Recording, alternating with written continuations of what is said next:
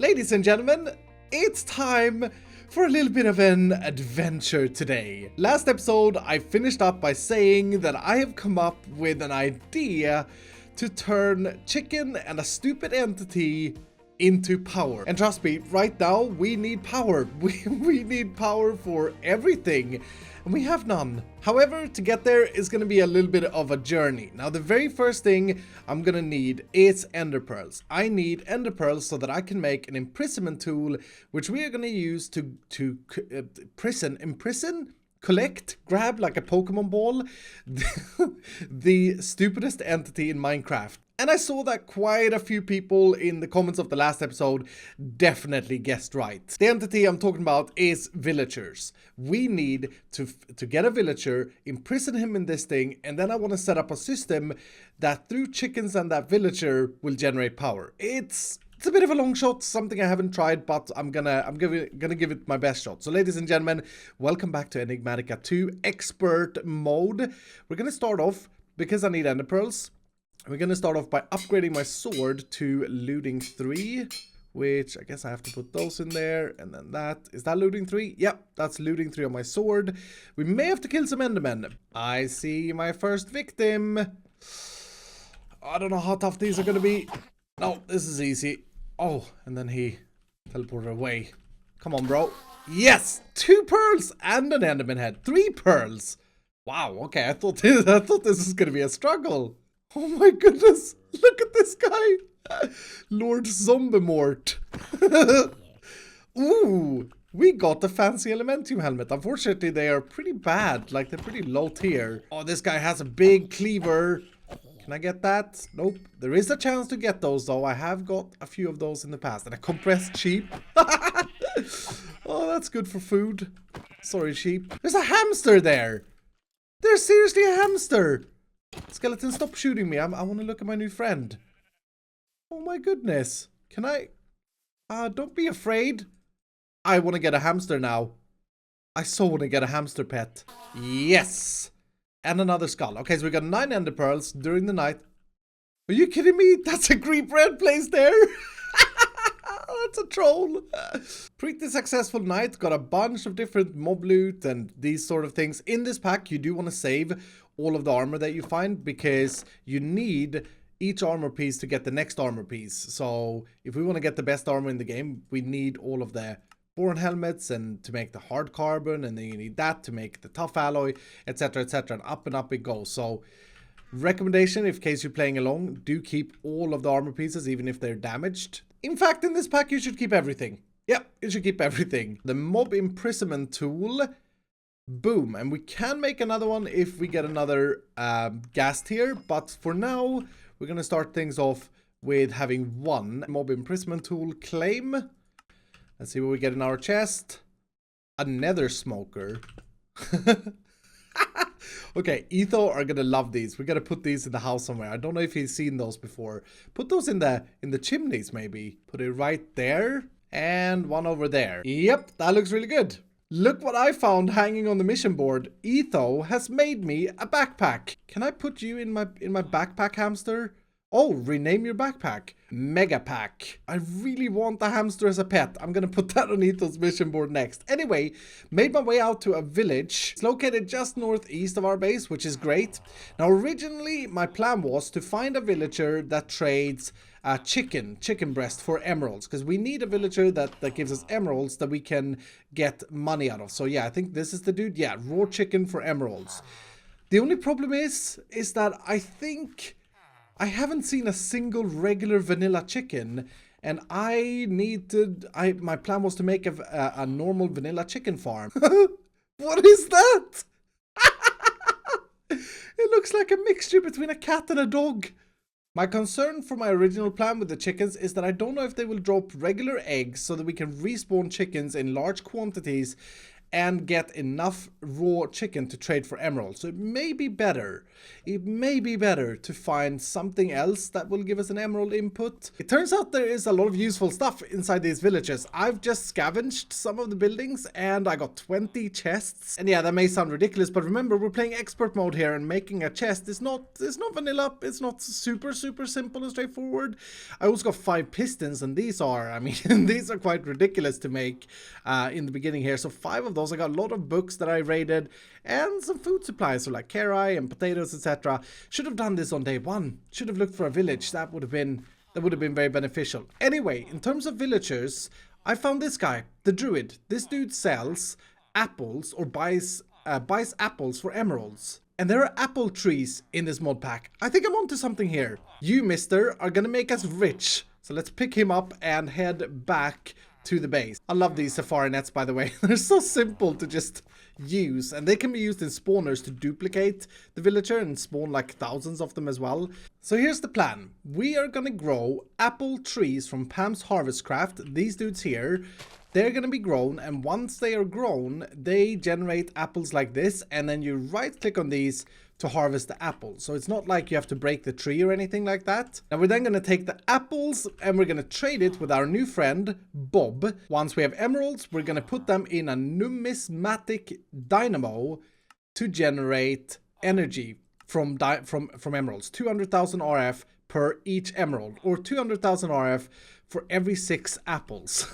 Doesn't that sound great, Bob? Apple power. Dude, apple power. Looks like Ethos also made the metal press. That is really nice. So now we can make rods, and we can make plates and stuff using this thing. What? Oh, that's a lever. That is a funny sound that it does. Oh, it's done all of the different casts as well. That's awesome. Now, some of you may think that I've gone crazy generating power through apples, but I think it's going to be really cool. The only problem is I don't want to have to pluck the apples myself. So I got a little bit of a plan. We are going to take a look at the plant interactor. And this was quite a mega craft. I needed another machine casing, which needed the advanced machine casing, which needs the basic machine casings, and so on and so on. But this thing should be able to pluck apples. And if I measured everything correct, we should be able to do something like this. We should be able to place this guy here and put a range add-on 8 into it, and then show working area. And that should cover... Yep, that covers this exact area. I can't get these trees to grow, by the way. I've tried to remove that dirt path. I've tried to remove the bricks. I've tried to bone meal the heck out of them. I just can't get them to grow. I don't know why. I'm really bad with tree growth and stuff. It's weird because on this side, there was less space. But these trees grew just fine. So, yeah, I don't know. I'll have to look into that. But anyway, inside this box is the area where the plant interactor will interact with plants or right-click plants, which is exactly what we need. Now, one problem is that this thing needs power. So I wonder if we can power that using that windmill that Etho has on our house. Now, the power from the windmill comes into this capacitor, and I want to try and make a cable that leads that power all the way down to the basement. And the main issue is actually this little cable here, this little setup, which I could totally change around a little bit, because we can make facades for cables, so cables running through walls is not a problem. So you go on top there, and that completely hides the cable there. I think it maybe was visible through these green things, but I don't think that is that much of an issue, to be honest. But we'll cover that up as well. I love these covers so much. They're so good. And then here... Gonna be a little bit tricky to do this. We gotta get around and put one. Maybe I can do that. Yes. Okay, sweet. This cable is completely hidden, and that should give it power. Nice. And it's draining. Ooh, it's draining 40 RF per tick. I don't know how much that windmill is producing. But it looks like it does, yeah, it is plucking the apples just fairly slowly by the looks of things. It looks like it's like going block per block. And I know with these machines you can activate them with the redstone signal. So maybe what we could do is build a little redstone contraption that runs this only ever so often. And whenever it runs for a little while and then shuts off again. Just so that we don't waste power. So we will have a timer going into a sequencer. And the timer will set to every 600 ticks maybe to begin with. Every 30 seconds. Yeah, let's start with that. And the sequencer, we're gonna flip this to be on. Here we go. When a redstone signal is received, loop the cycle once, restart on new pulses, and then end on nothing. So whenever this pulses, it should start running the sequence, which is 64 ticks of redstone signal. That may not be enough. I wonder if I can raise this to like 128. No, I can't. Can I have a delay here of 4 ticks so that every box is 4 ticks? I think that's what that means. And then let's set this to 20. So yeah, now it gets a redstone pulse. This runs, and then if it doesn't have a redstone pulse anymore, it should eventually just run out. It's basically like a super long pulse extender, this sequencer. And whenever that sends the signal here, this is running. Okay, that's what we want. The next part of the plan is to trade apples with Bob, which I just did. I got 7 emeralds for the apples that I gave him before he locked up. Now, it's not going to be good if we have to do this manual or if he locks up. So, Bob, we're going to turn you into a machine. Villager Trade Exchanger, this guy here. So we need another one of these mega machine cases. But the other things I think we already have. Took a little bit of prep, but Villager Trade Exchanger, boom. These look amazing with the little nose. Hanging out. Oh, I love it. Ether's made some stuff here. He's made an auto-heavy sieve. And he's made like XP tanks. He's done a lot of stuff here. So this will drain my XP into that tank. Yeah, that's probably a good idea. Probably a good idea in case we die. Anyway, this thing also requires power. But we should be able to stick, and does it drain power constantly? It looks like it does, but we should be able to stick Bob somewhere there, and then select apples, and then if we input apples, it should trade with him. Maybe it needs to work the energy buffer up or something like that. Can we speed that up a little bit? Yeah, and okay, then it trades it. Yeah, so you can only do it every 1000 ticks. So it's kind of slow. But I mean, over time, it all depends on how quickly we burn through the emeralds. He's definitely trading with it. And the good thing with this thing is that it can be automated. We can input the apples via a cable. And it shouldn't lock up Bob at any point. And then we can output the emeralds. Oh, I think every trade operation costs 10,000 RF. Yeah, that's a lot of RF. Now, 1 emerald generates 200,000. So running off that same power, we should be okay. We should be fine. We should be absolutely fine. So next is to create the Dynamo, I suppose. And the Dynamo is where we take the emeralds and burn them. We need the numismatic Dynamo. We also need this little thing, the augment lapidary calibration, which is this. Now, signalum may not be doable.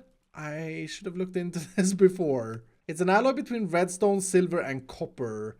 Doesn't look like we can make signalum in the alloy furnace that we have, which may be a problem. We can craft it like this, but we need to find a way to melt redstone, which is usually a thing you can do in Tinkers, but maybe changed in this pack. I should have looked into this before I started getting excited about this power generation. So here's the big question. Can I smelt redstone in here? Nope. Nope. Nope. Ouch. Oh, that is a massive setback. That is a massive setback. It says that we can do it in a melter. And that make me think that maybe it's the fact that we are using lava that's the problem. Because these fluids... Yeah, I mean... Oh, it actually says here.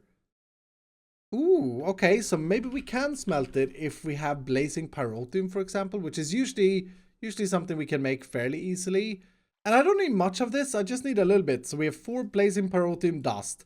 Now the problem is going to be this thing. I need to craft up a melter, which require the machine chassis, which requires all of these things. I mean, to be fair, with the infrastructure we have already, this should be doable. I just need to find some coal to burn. I think I'm there. All I need is this weird servo mechanism and then melter. Yay! Another machine. Okay, so this guy should then be able to turn redstone into liquefied redstone. Okay, perfect. Now how am I gonna get it out of there? And to where? To where? What's the next step of my plan? If I put 5 more in, can I like take that out in a bucket, I wonder? Let's do this. Yes! Oh, wonderful. Okay, so that means that I can make Signalium blend because we just need some pulverized copper and some pulverized silver. Signalium blend. And they said it couldn't be done.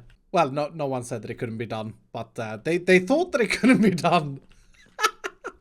Okay, what did I need this for again? This is the problem with this pack. Everything is sort of like a rabbit hole. Okay, we need it for the Signalium gear for our lapidary calibration. So we take these and smelt them into ingots, which we can't do there for some weird reason. Oh no, to make the ingot, you can't actually just smelt this stuff. Oh. Oh, I need an induction smelter for that. Can I do it in any other? I can do it in a fluid infuser using this Shibuchi alloy, which can I make? Oh, that would have been easier. Okay, so I can make Shibuchi alloy in here like that. That makes a lot of sense, I guess. And then we melt down some redstone here. 10 of that should make 4 ingots. And that would give us Signalium.